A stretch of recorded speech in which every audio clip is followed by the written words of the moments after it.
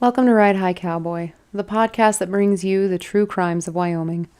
So without further ado, let's saddle up and take a historical ride through the Old West. Ellen Watson was born in July of 1860 in Ontario, Canada, the eldest of 10 children born to Thomas and Frances Watson.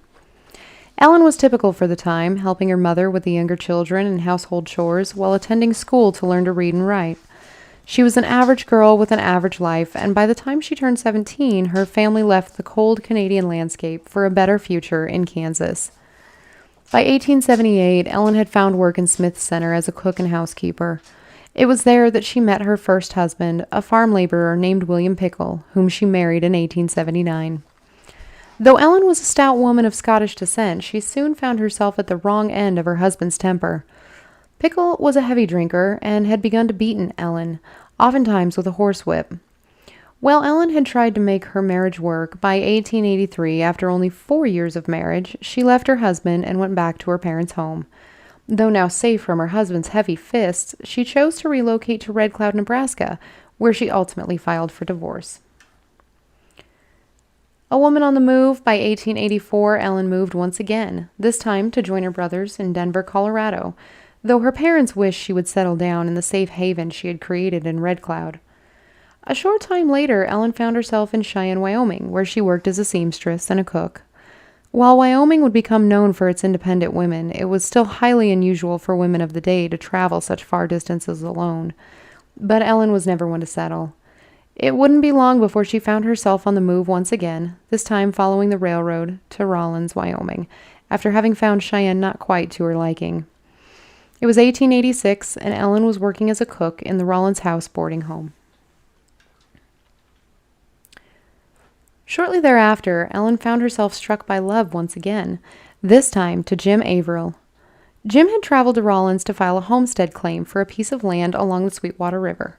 While there, Jim opened a restaurant and a general store, quickly hiring Ellen as a cook. In 1862, Congress passed the Homestead Act, which allowed persons to apply to receive a rather large plot of land at no cost, provided that improvements, such as housing, were completed within 5 years. This created a mad dash to states like Wyoming, which had millions of acres of flat prairie and a newly constructed railroad, making it perfect for farmers and ranchers alike to try to make their fortunes here. Ellen and Jim decided to stake their claim in hopes of a prosperous future. But ever the wild child for the era, Ellen did it her way. Though documentation suggests that Ellen applied for a marriage license to Jim in Lander, Wyoming in 1886, it's unclear whether or not the license was actually filed, which would make it legal. The application also listed Ellen Watson as Ellen Andrews, though she had never been known to use that name before. And if she did choose to keep her marriage informal, she had good reason to do so. The Homestead Act clearly stated that single women could apply and receive 160 acres of land. However, married women could not, unless they were considered head of household or deserted by their husbands. While her actions had proven Ellen to be more the deserting type, she was determined to make her life with Jim a prosperous one. Jim's Homestead Act application was approved and he was awarded his land. By the fall of 1886, Ellen filed squatter rights to the land adjacent his, and by 1888 she had filed a homestead claim to the same land. In order to meet her obligation, she improved the land with a small cabin and corral. It was here that Ellen began mending the clothing of her fellow homesteaders to make extra money. It was also here that many a tired cowboy hung his hat. Though never proven, Ellen was rumored to mend more than just clothing, and some spoke of her many male visitors as a rotating door of John's. With her hard-earned money, Ellen fenced in 60 acres, which she filled with cattle purchased from immigrants she had encountered along the trails near her property.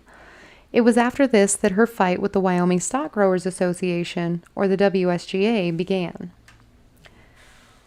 The WSGA started in 1872 by 24 of the largest ranch-owning cattlemen in the state. Its goal was to protect the rights of cattlemen to the open range, and it also became law that unbranded calves became the property of the WSGA, resulting in ranchers being required to file for a brand to mark their cattle and thus proving ownership of them. The cost to file was massive, leaving only the wealthiest ranchers with the ability to obtain one. if ever the good old boys state, the WSGA ensured that its own were taken care of. The brand being filed also had to be accepted and approved by the association, making them the most powerful organization within the Wyoming ranching community. The association also limited the number of small ranches that could bid at cattle auctions, leaving many unable to grow their herds. With many unable to afford the brand, the WSGA laid claim to thousands of calves while small ranchers were left to flounder. Ellen and Jim had applied for 5 different brands over 3 years, but each one was denied. By 1889, Ellen successfully purchased a previously registered brand from fellow rancher John Crowder. The winter of 1880 proved the harsh reality that cattle grazing alone was not sustainable. Heavy snow covering the prairie lands made the underlying grass inaccessible to grazing cattle, and thus many herds died of starvation. Ranchers were forced to start growing grass and hay to supplement their cattle through the winter months. This made the large underground aquifers liquid gold. Water rights now came into question as ranchers depended heavily on the underground moisture to grow the feed needed for their livestock due to the lack of rainfall in the region. Many ranchers also chose to graze their cattle on public land rather than try to grow their own feed due to the lack of water. Access to water for irrigation became crucial, and Ellen and Jim happened to own over a mile of water along Horse Creek. By July of 1889, with her brand now legally obtained, Ellen and Jim rounded up their herd. While Ellen had started with 60 cattle, the years of harsh winters, butchering, and open land had dwindled her herd. On paper, Ellen owned 28 head of cattle, all of which she had purchased the year before, though when she and her husband rounded them up to be branded, they had 41. The possibility that neighboring ranches' cattle had broken through Ellen's fence and mingled with her own was high. But so was the probability that these additional calves were mavericks, which were unbranded cattle that legally belonged to the WSGA. It was noted in the ranch documents, the paperwork kept by ranches for tracking their cattle, that the condition of each one of Ellen's cattle was in poor health. It was at this time that Ellen had filed a request to dig an irrigation path from her water source to a location further inward on her property. This would have caused a loss of water to the ranchers downstream from her property, directly affecting her neighbors' access to the water they needed for their own ranches, including some members of the WSGA. Ellen and Jim's neighbor, a wealthy cattleman named Albert Bothwell, by law only owned the land that his house sat on, and nothing more.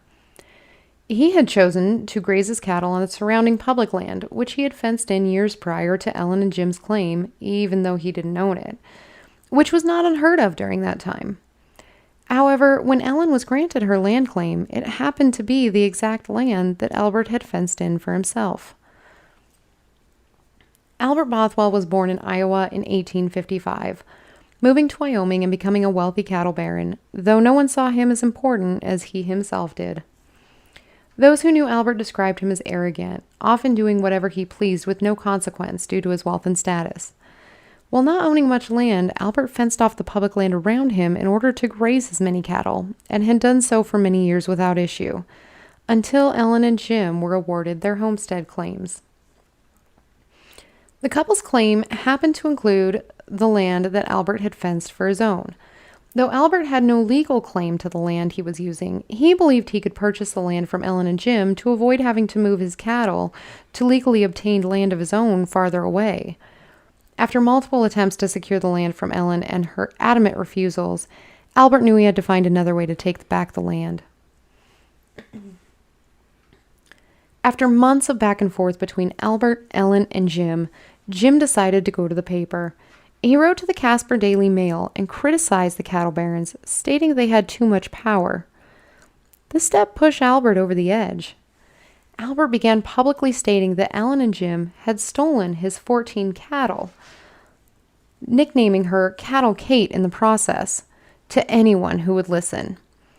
Albert, being a wealthy landowning cattle baron, had a lot of people listening.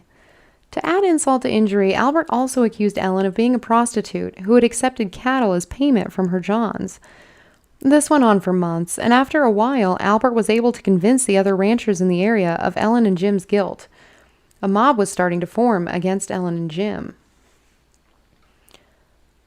On July 20th, 1889, Albert held a meeting with his cattle baron cohorts, stating his claim of Ellen and Jim's guilt and citing range detective George Henderson as witness of their cattle theft. The attendants of the meeting were split, with some chalking this up to Albert's own self-importance and others demanding resolution. There was heated debate about the matter, but Albert was able to convince 5 of the members that the couple should be lynched. Neighboring rancher Gene Crowder watched as Albert and his 5 cohorts arrived at Ellen and Jim's front door.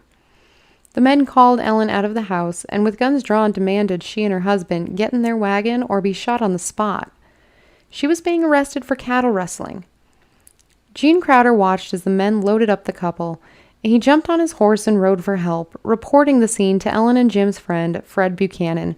But by the time Fred reached the arresting mob, they were already placing a hangman's noose around Ellen's neck. Fred took his gun and shot towards the men to stop them, but the mob forced him back. Jim and Ellen were hanged for their alleged crimes. They died side by side. In the aftermath of the murders, County Sheriff Frank Hadsell arrested Albert Bothwell and his 5 accomplices on charges of murder. A trial date was set and the town eagerly awaited justice to be served. However, that justice would not come. Gene Crowder, the initial eyewitness, left the area before the trial could begin. Though it's unknown why, it was possibly due to the large influence that the wealthy cattle barons held on the town during that era. Fred Buchanan was placed into protective custody until he could testify, but disappeared before he was able to tell the court what he had seen. His disappearance was widely speculated on, with some saying he was murdered to protect the men on trial, though no investigation into his possible death took place. The event caused major controversy within the entire state of Wyoming and highlighted the inequalities of not only the rich and poor, but also of men and women of the time. Ultimately, no one was brought to justice, and Albert Bothwell eventually acquired both Ellen and Jim's land for his own use. He continued to operate his ranch until he retired to Los Angeles in 1928. He was never held accountable for his crimes and received no repercussions. Sheriff George Henderson received a telegram the day Ellen and Jim were hanged. That same day, he went to the Cheyenne Daily Sun newspaper. No accounts of what transpired in his meeting have been found, but the next day the paper ran a story detailing the lurid tale of prostitution, cattle rustling, Cattle Kate, and her partner in crime, Jim Averill. The paper, owned by the WSGA, justified the hanging as a lawless but justifiable deed. The article stated, "The cattlemen have been forced to this, and more hangings will follow unless there is less thieving." This was the first known instance of the wealthy cattlemen using the press as a tool at their disposal, but would most definitely not be the last. Ellen, now known to Wyoming as Cattle Kate, was known to those around her as a big-hearted woman, with one man saying that while other women may have looked down on her, no matter what she was or did, she had a big heart. No one went hungry around her.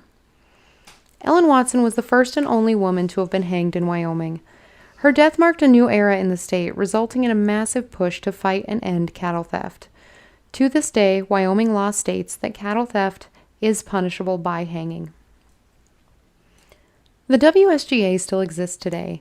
Their current mission is to serve the livestock business and families of Wyoming by protecting their economic, legislative, regulatory, judicial, environmental, custom, and cultural interests.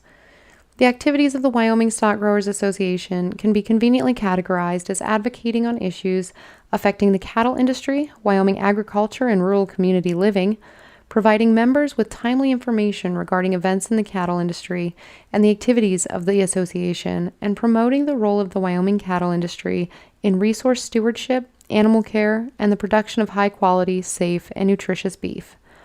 Their website states that the organization, founded on April 4th, 1872, was only the second state cattlemen's organization ever created in the United States, and the first in the Wyoming Territory.